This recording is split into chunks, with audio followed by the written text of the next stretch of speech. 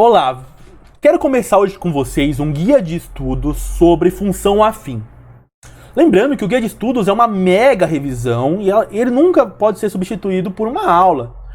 O guia de estudos é para te auxiliar a lembrar daquele termo ou outro, daquela definição ou outra que você teve durante a sua aula. Vamos lá então. Eu quero começar a falar de função afim lembrando um pouquinho sobre taxa de variação. A taxa de variação você já deve ter aprendido aí, enquanto está aprendendo a parte mais genérica de funções em geral, né? Mas agora que a gente entra em função afim, é bom a gente relembrar. Primeiro de tudo, o que é uma taxa de variação? Bom, o nome dela é autoexplicativo. A gente vai ver quanto varia, ou varia, não varia, quanto varia uma função. Como assim? Eu vou pegar dois pontos. Vou pegar esse ponto aqui. Esse ponto tem um par ordenado que representa ele. Aqui vai ser o x1 e aqui vai ser o y1. Tô dando esse nome, tá? Lógico que x1 e y1 são valores numéricos.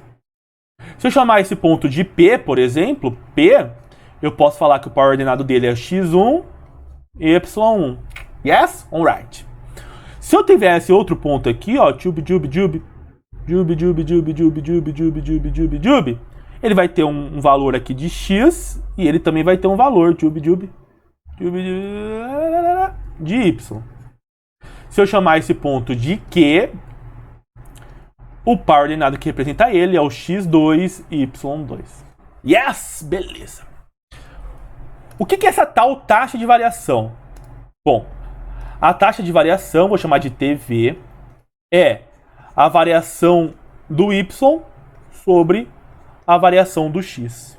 Ou y2 menos y1 sobre x2 menos x1. Essa fórmula é importante de você memorizar. Fechou? A taxa de variação é a variação dos y sobre a variação dos x's. Beleza? Suave. Só que eu quero que você perceba o seguinte. Se eu pegar e construir o seguinte. Se eu continuar aqui o x1, né, a reta onde está o x1,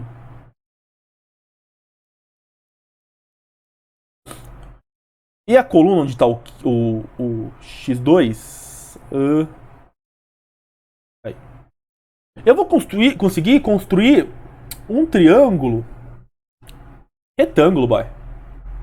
Olha lá. Um triângulo retângulo. Onde isso daqui será y2 menos y1. E isso daqui será x2 menos x1.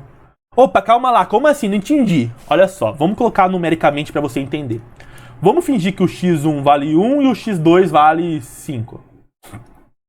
O y1 vale 2 e o x2 vale 5. Beleza? Esse tamanho aqui é a diferença entre o 2 e o 5, né? 3, 4, 5. É 3. Esse valor aqui com certeza vale 3. É a mesma coisa se você fizer 5 menos 2, dá 3. Então, genericamente, é só você pegar tudo, né? E subtrair o y1. Pegar o y2 e subtrair o y1. Você vai ter esse tamanho, que nesse caso aqui o valor é 3. Beleza? A mesma coisa aqui, né? Do 1 até o 5, eu tenho 4 unidades, né? 2, 3, 4, 5. 4 unidades. E essa variação seria 4, né? Essa variação aqui. Ou seja, x2 menos x1. Tudo bem?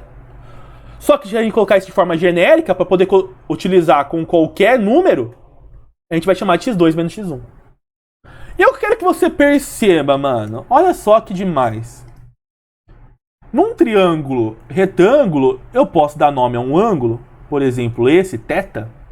E perceba que o y2 menos o y1 é o cateto oposto a esse ângulo. Enquanto o x2 menos x1 é o cateto adjacente. Opa! Cateto oposto sobre cateto adjacente? Mano, eu me lembro muito bem. Isso é tangente do ângulo. Ou seja, um outro jeito de você conseguir calcular, né, uma outra fórmula da taxa de variação é o tangente do ângulo. Esse ângulo é o ângulo em que a hipotenusa, né, que eu tô criando aqui agora, né, a hipotenusa que liga o P até o Q, é o ângulo que ele faz com o eixo X. Perceba que se eu pegar o eixo X e colocar ele para cima, depois eu mudo, tá? Pra você tirar aquele print maroto. E colocar ele para cima, ó, dá certinho, dá paralelo, né?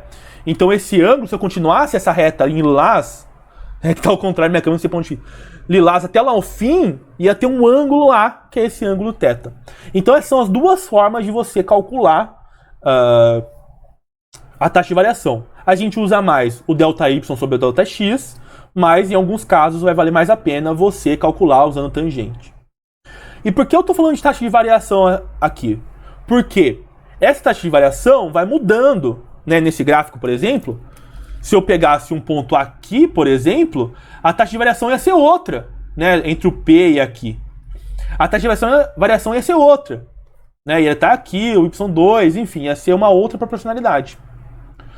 Só que, às vezes, quaisquer dois pontos que eu pegar em um gráfico de função, eu vou ter a mesma taxa de variação. E quando isso acontecer, eu vou ter ou uma função constante ou uma função afim. Isso vai ficar mais claro nos próximos vídeos. Beleza? Nesse vídeo, eu quero que você entenda como calcular a taxa de variação. Beleza?